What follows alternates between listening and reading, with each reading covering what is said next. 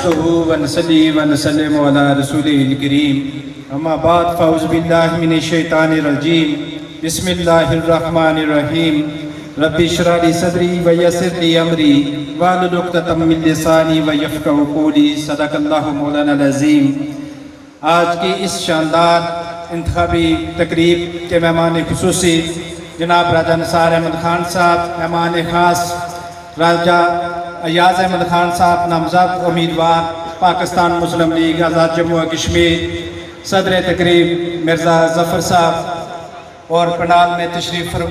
Stage اور پنڈال پہ تشریف فرما مسلم لیگ کے کارکنان،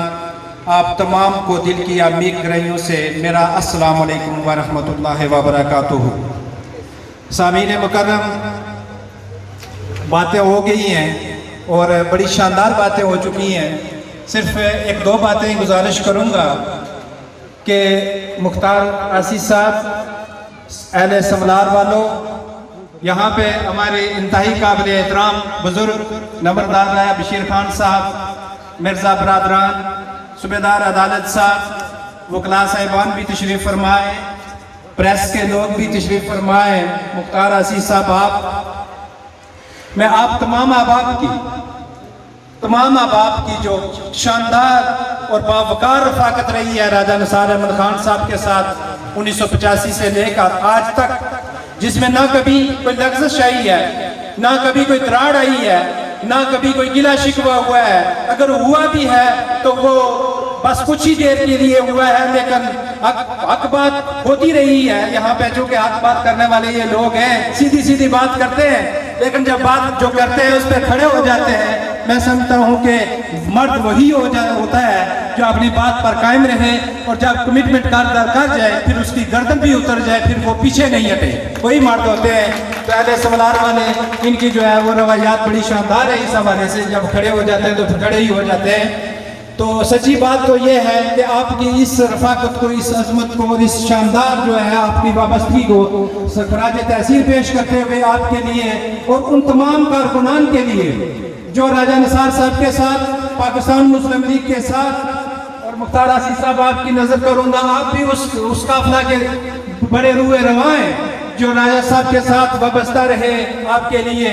کہ سر آواز چلے یا باد نسیم، سر آواز چلے یا باد نسیم، قدامت پسند کاٹوں گا ایک ہی رنگ و روپ رہتا ہے۔ تو سچی بات تو یہ ہے کہ میں راجہ صاحب، آپ بھی اور یا صاحب بھی ہے، اب آپ کو ذمہ داریاں مل گئی ہیں۔ پاکستان مسلم لیگ آزاد جموں و کشمیر نے راجہ صاحب کے انتخابی سیاست کے ریٹائرمنٹ کے بعد آپ کو جو یہ ٹکٹ عنایت کیا ہے، یہ کوئی معمولی ٹکٹ نہیں ہے، یہ پاکستان مسلم لیگ کا ٹکٹ ہے، اور یہ اتنا شاندار اور عظیم ٹکٹ ہے۔ سچی بات یہ ہے کہ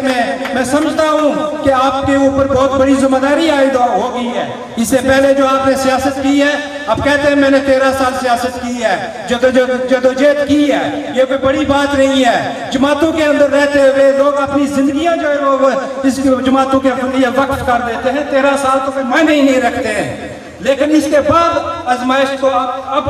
آپ کے اوپر شروع ہوئی ہے۔ کس ڈیٹ کو ہوا تھا وہ اناؤنس ٹکٹ، اس کے بعد آپ کے اوپر جو ہے وہ آزمائش کا سلسلہ شروع ہوا ہے۔ اب پتہ چلے گا آپ کام کس طرح کرتے ہیں۔ یہ تو اس سے پہلے تو راجہ صاحب وزیر تھے، ٹکٹ ان کے پاس تھا، حکومت ان کے پاس تھی، آپ اگر ان کی مدد کرتے تھے تو کسی اور کیپیسٹی میں کرتے تھے، کارکن بھی تھے، جماعت کے کارکن تھے، لیکن اب آپ کو جماعت نے ایک ذمہ داری دی ہے۔ اب آپ نے ثابت کرنا ہے کہ آپ لوگوں کو، اپنے کارکنان کو، اپنے ووٹرز کو کس طرح اپنے ساتھ لے کے چلتے ہیں، ان کے گلے شکوے کس طرح دور کرتے ہیں، ان کے لیے آسانیاں کس طرح پیدا کرتے ہیں۔ اس کے لیے میں سمجھتا ہوں کہ کل بھی ایک راجہ نثار صاحب میں ان سے بات کر رہا تھا کہ آپ سیاست، عملی سیاست، انتخابی سیاست سے ریٹائر ہوئے ہیں، سیاست سے تو ریٹائر نہیں ہوئے، آپ ایک وسیع تجربہ رکھتے ہیں۔ یقینی طور پہ ایک پڑھے لکھے اور لائق انسان ہے جس کے اوپر آزاد کشمیر پر میں کسی کو یہ اختلاف کم از کم نہیں ہے کہ راجہ صاحب کی جو ذہانت اور فطانت ہے، اس کے اوپر کسی کو کوئی گلہ شکوہ نہیں ہے کہ کوئی اور بات پہ ہو سکتا ہے، لیکن اس کے اوپر تو کسی کو گلہ شکوہ نہیں ہے۔ نہ کوئی یہ سمجھتا ہے کہ کبھی کسی نے یہ کہا ہو کہ راجہ صاحب جناب جو ہے وہ جو کام ان کے حوالے کر دیا جائے وہ اس سے پہلے تو ہی کرتے ہیں۔ اسمبلی کے اندر، اسمبلی کے باہر، جہاں جہاں لوگ ہم جن لوگوں سے ہم ملے ہیں، جو کہ ہم کارکن ہیں آزاد کشمیر، پنڈی وغیرہ میں ان کا کارکنان کا بہت بڑا گٹھ ہوتا رہتا ہے، سب آپ کو کہتے ہیں کہ بڑے لائق آدمی ہیں۔ اب آپ انتخابی سیاست سے تو ریٹائر ہوئے، لیکن باقی سیاست تو انشاءاللہ چلتی رہے گی جب تک زندگی ہے، تو اس کے لیے میں یہ چاہوں گا کہ آپ یہ نوجوان جو ہے ان کو سیاست بھی سکھائیں، ان کی تربیت کریں، وقت نکالیں۔ اب آپ ریٹائر ہیں، زیادہ ذمہ داری جو ہے وہ ایاز صاحب پہ، سیاست جو ہے وہ کریں، اور آپ کارکنان کی تربیت کا بندوبست کریں۔ مہینے میں ایک بار ہو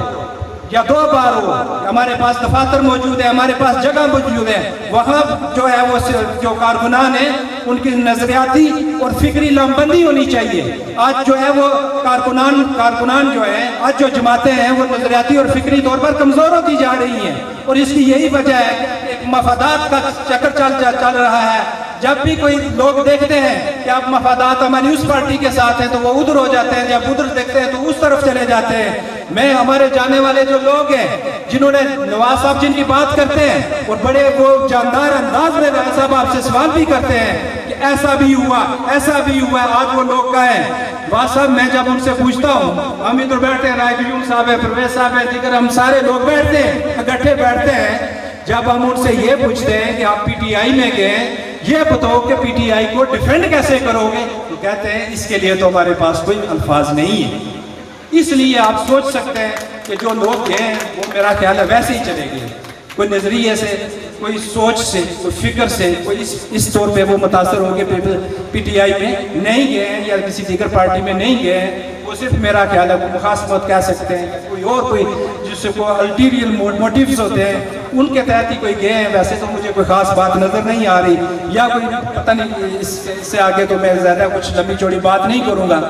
تو جناب والا گزارش آپ سے یہ ہے کہ آپ نے ان تمام باتوں کا خیال رکھنا ہے۔ آپ کی وابستگی کو میں سلام کرتا ہوں، اور مزید یہ ہے کہ اگلے جو 13 تاریخ کو مریم بی بی جو ہے دختر پاکستان، وہ کوٹلی میں تشریف لا رہی ہے۔ آپ ٹی وی پر دیکھتے ہوں گے کہ ان کے راجہ عبدالقیوم خان کے گھر سے انہوں نے کیمپین کا آغاز کیا ہے، اور وہاں آپ تو تقریباً سب نے سنی ہوگی، جنہوں نے نہیں سنی ان کے لیے میں مطلب ہے ان کی وہ تھوڑا سا جو کلپس ہے وہ الفاظ تو شاید نہ ہو سکے، وہاں وہ ہزارے خیال کرتے ہوئے نواز صاحب یہ کہتی ہیں کہ راجہ عبدالقیوم صاحب پاکستان مسلم لیگ کے امیدوار تھے، ہم نے ان سے ٹکٹ لے لیا، ہم نے ٹکٹ دے دیا راجہ ابرار احمد خان کو، راجہ عبدالقیوم سے لے کے ان کو ٹکٹ نہیں دیا۔ وہ ان سے پوچھتی ہیں کہ راجہ صاحب آپ کتنی دفعہ جیتے ہوئے؟ میرا خیال ہے 3-4 دفعہ وہ جیتے ہوئے ہیں۔ انہوں نے کہا میں 3-4 دفعہ جیتا ہوں۔ انہوں نے کہا کہ میں خراج تحسین پیش کرتی ہوں، میں آپ کو سلام پیش کرتی ہوں کہ آپ وزیر رہے، آپ جیتے رہے، یہ الیکشن بھی آپ جیت سکتے تھے، لیکن ہم نے آپ کو ٹکٹ نہیں دیا، پارلیمانی بورڈ نے آپ کو ٹکٹ نہیں دیا۔ میں آپ کو سلام پیش کرتی ہوں کہ آپ ناراض نہیں ہوئے، اور اسی لیے میں آزاد کشمیر کی جو کیمپین ہے اس کا آغاز آپ کے گھر سے کر رہی ہوں۔ تو اس لیے یہ جماعتوں کے جو فیصلے ماننے والے لوگ ہوتے ہیں وہ کچھ چھوٹے نہیں ہو جاتے، وہ بڑے لوگ ہوتے ہیں، میں سمجھتا ہوں۔ راجہ قیوم صاحب کا جو قد کاٹ بڑا ہے وہ کوئی معمولی بات نہیں ہے۔ انہوں نے کہا تو جو بات میں کہنا چاہ رہا تھا کہ وہ جگہ جگہ ان کے استقبال ہو رہے ہیں، وہ کوٹلہ میں دیکھیں، مظفر آباد میں دیکھیں، وہ کوٹلی بھی آ رہی ہے، اور میں سمجھتا ہوں کہ وہ جو استقبال ہے کوٹلی والا، وہ ان تمام استقبال جو اس سے پہلے ہوں گے وہ ان سے بڑا ہونا چاہیے، تاکہ وہ یہ محسوس کرے کہ یہ جو کوٹلی ہے یہ پاکستان مسلم لیگ کا گڑھ ہے۔ تو اس حوالے سے جو بھی آپ یہاں جو سملار والے ہیں، یہ مرزا برادران ہیں، رازق صاحب ہے، سبدار صاحب آپ ہیں، آپ نے بہت محنت کرنی ہے، یہاں پہ لوگوں کو نکالنا ہے۔ آپ کی جو مطلب ہوگی وہ آپ دفتر سے رابطہ رکھیں، آپ کو گاڑیاں چاہیے، آپ کی جو ضرورت ہے وہ انشاءاللہ تعالیٰ جو ہے وہ دفتر والے پوری کریں گے، اور استقبال میں جو کوئی کمی نہیں ہونی چاہیے، بھرپور طریقے سے ہمارا وہ شو ہونا چاہیے، جس طرح ہماری ایک سے بڑھ کے ایک میٹنگز ہو رہی ہیں۔ اور نواز صاحب جو بات کر رہے تھے، میں ان کی اس بات سے مکمل اتفاق کرتا ہوں کہ یہ جو پہاڑی بیلٹ رائے صاحب آپ نے 85 میں سیاست کا آغاز کیا، سچی بات ہے۔ اس دفعہ جو رسپانس مل رہا ہے ہمیں، 85 میں کومرا جو کومر تھی سروٹا کومر، مجھے وہ وہاں جتنے کے بعد آپ نے ڈسپینسری بھی فوری طور پر دی تھی، اب تو وہ ہمارے ساتھ نہیں ہے، لیکن وہ دنا کومر سے لے کے آگے وہ ندی سوانا تک جو ہے وہ بیڑا کٹیڑا تک پہاڑی بیلٹ کے اندر ہمیں جو رسپانس اس دفعہ آ رہا ہے وہ رائے صاحب آپ کے انتخابی جو جتنے بھی مارکے ہوئے ہیں اس میں وہ رسپانس نہیں تھا جو اب تھا. کیوں نواز صاحب یہ بات ٹھیک ہے؟ تو اللہ تعالیٰ کے فضل و کرم سے ہم جتنی محنت کرتے جائیں گے نتائج ہمارے ہاتھ میں آتے جائیں گے. صرف ہم نے یہ اس بات کا خاص خیال رکھنا ہے کہ ہمارے جو ووٹر ہیں ان کو بر وقت پولیس اسٹیشن پہ لا کے ان کے بر وقت ووٹ کاسٹ کروا کے اس بات کا کو یقینی بنانا ہے کہ کہیں ہمارے ووٹوں کے اوپر ڈاکہ نہ پڑ جائے. باتیں تو کرنے کو بہت ہے لیکن یہ جو اوپر کرپٹ مافیا بیٹھا ہوا ہے عمران خان کی سربراہی میں اس کو نیست و نابود کرنے کے لیے ضروری ہے کہ یہاں پہ آزاد کشمیر کے اندر جو انتخابات ہیں وہ جو اس میں ہم دوبارہ جو ہے وہ راجہ محمد فاروق حیدر خان کی سربراہی میں ہم جیتے اور ایک باوقار اور باکردار قسم کی جو ہے حکومت بنائیں. ورنہ وہاں اگر آزاد کشمیر میں جو وہ جس گروہ کو مسلط کرنا چاہتے ہیں وہ کسی نہ کسی طریقے سے کامیاب ہو گئے تو پھر دیکھیں گے یہاں کرپشن کا وہ بازار گرم ہوگا جو پاکستان میں اس وقت گرم ہے. اگر چینی کی بات کریں تو وہ کرپٹ مافیا کا جو کھورا ہے وہ عمران خان کے بنی گالہ میں جا کے پہنچتا ہے. اگر آٹا مافیا کی بات کریں تو وہ کھورا بھی جا کے وہ بنی گالہ میں پہنچتا ہے. جو آپ